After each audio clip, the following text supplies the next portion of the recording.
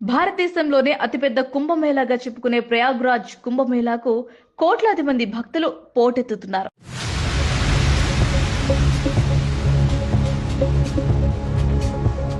144 సంవత్సరాల తర్వాత అరుదైన కుంభమేళాగా చెప్పడంతో చాలా ప్రాధాన్యత సంతరించుకుంది. దేశం నలుమూలల నుంచే కాకుండా విదేశాల నుండి ఇతర దేశస్థులు వస్తున్నారు.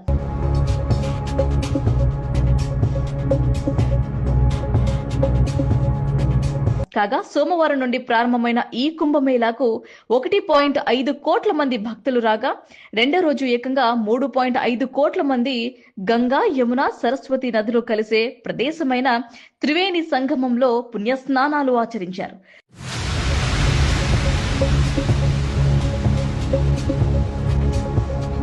బుధవారం కూడా భక్తులు భారీగా తరలివచ్చారు. 3 రోజుల్లో దాదాపు 6 కోట్ల మందికి పైగా మహాకుంభమేళాలో పాల్గొన్నారని అధికారులు వెల్లడించారు.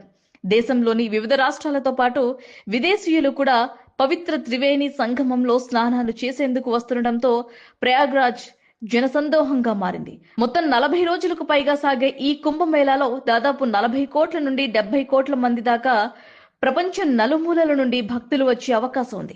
ఇక ఈ మహా కుంభమేళాలో భాగంగా ఉత్తరప్రదేశ్ కు చెందిన మిశ్రా అనే వ్యక్తి అలహాబాద్ వచ్చారు. ఇంటి నుంచి వస్తూ చనిపోయిన తన తల్లి ఫోటోను తీసుకువచ్చారు. తల్లి ఫోటోతోనే త్రివేణి సంగమంలో పుణ్యస్నానం చేశారు. మరణించిన తన తల్లి ఫోటోతో గంగా, యమున, సరస్వతి నదుల సంగమమైన త్రివేణి సంగమంలో పుణ్యస్నానం చేయడం వల్ల ఆమెకు మోక్షం లభిస్తుందనే ఇలా చేసినట్లు తెలిపారు. చనిపోయిన తల్లి ఫోటోతో మిశ్రా పుణ్యస్నానం చేయటం నెటిజన్లను విశేషంగా ఆకట్టుకుంటోంది. కొడుకు అంటే ఇలా ఉండాలి, ఇలాంటి కొడుకు అందరికీ ఉండాలి అంటూ నెటిజన్లు కమెంట్స్ చేస్తున్నారు. ప్రస్తుతం మిశ్రా వీడియో సోషల్ మీడియాలో వైరల్ అయింది. మరోవైపు మహా కుంభమేళాలో మహర్షిచార్య అనే ఓ మహిళ సాధ్వి అందరినీ ఆకర్షిస్తోంది. మెడలో రుద్రాక్ష హారం, పువ్వుల మాల ధరించి నుదుటిపై తిలకంతో ఆధ్యాత్మికంగా కనిపించారు. ఆశ్చర్యచార్య 1994 మార్చి 26న మధ్యప్రదేశ్ లో జన్మించారు.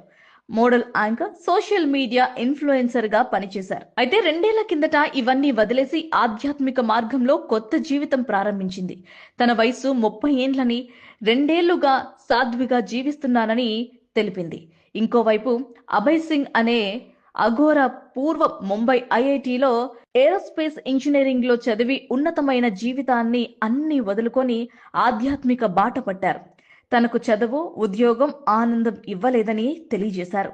కొన్నాళ్ల పాటు ఇష్టమైన ఫోటోగ్రఫీ చేశానని, ఇందులో కూడా సంతోషం దక్కలేదని అన్నారు. శివుడు అన్నిటికీ మూలం. మోక్షం, ప్రశాంతత కోసం